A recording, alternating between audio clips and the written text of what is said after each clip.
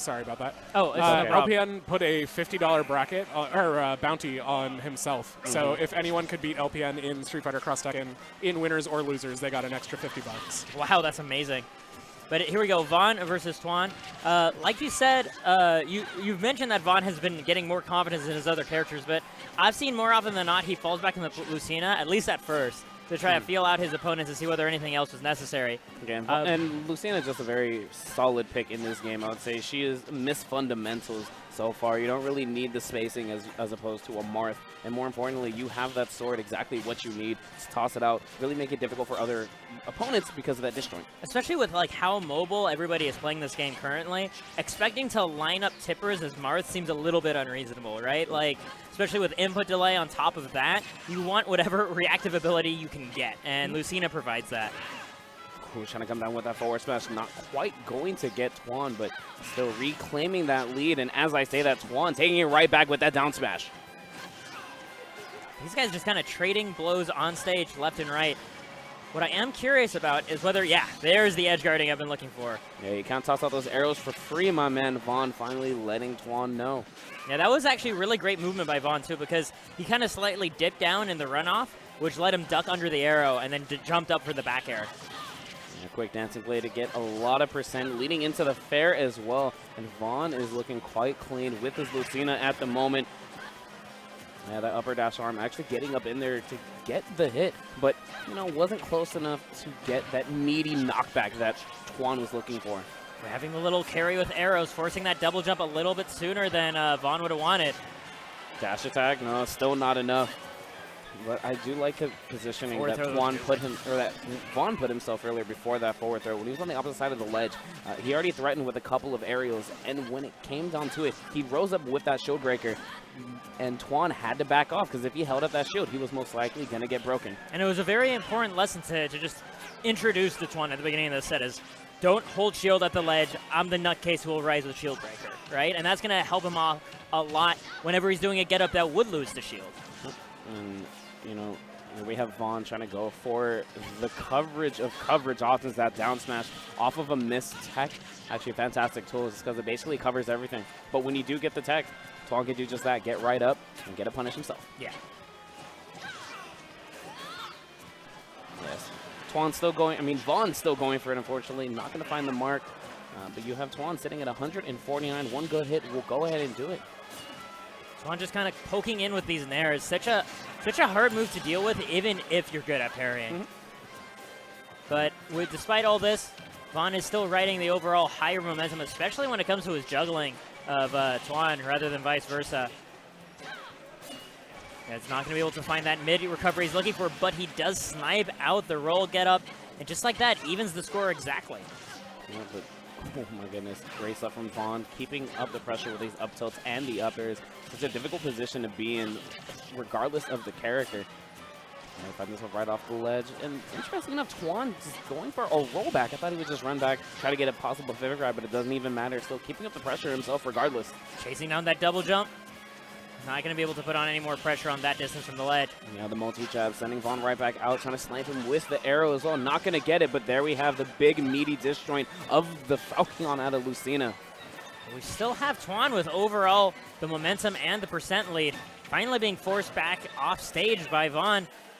Charging all the way up. Oh my goodness, charging up just a little bit too much. Yeah, I think Vaughn wasn't actually expecting Twan to just let go of the orbiters halfway through. As the orbiters were down for so low, with that charge that Vaughn had, he actually could have let it rip and just break it. And while they're broken, you know, Twan and Pit, they have a little bit of end lag at the end of it, so that could have been another punish regardless. Yeah. But hey, doesn't matter. There we have another forward smash on the mark, the very left side of the stage, taking it away for Vaughn. Yeah, taking that game. Now it's up to Twan, though. He does, again, have that roster of characters we were talking about earlier.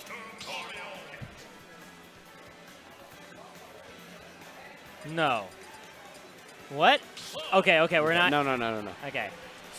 So what happened was breathe.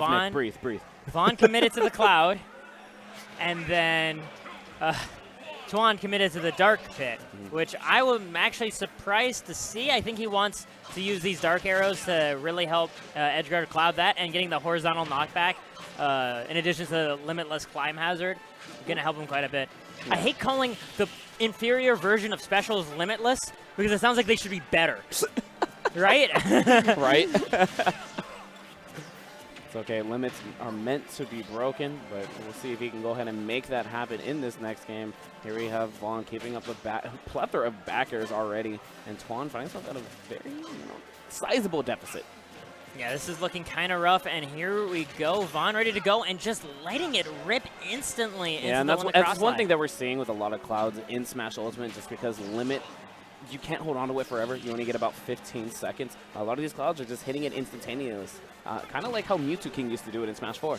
I kind of wish they weren't as trigger happy about it though, because like they seriously spend it the moment they get it. It's like a kid's allowance for them, right? Like, I mean, 15 seconds is a long time. You can make some things happen. Just wait very patiently. You have the Blade Beam and you have the Cross Slash. More importantly, the Climb Hazard, a very good option as well. Yeah, it's insurance, right? And it is only 15 seconds, but it's 15 seconds of intimidation. And I would like to see Clouds take advantage of that a little bit more.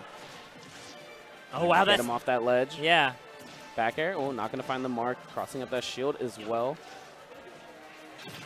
Just going for the dash attack, and it works. Twan's already at 150%. And charging up that limit, just leaving a little bit off the top. Getting rid of the foam, so to speak.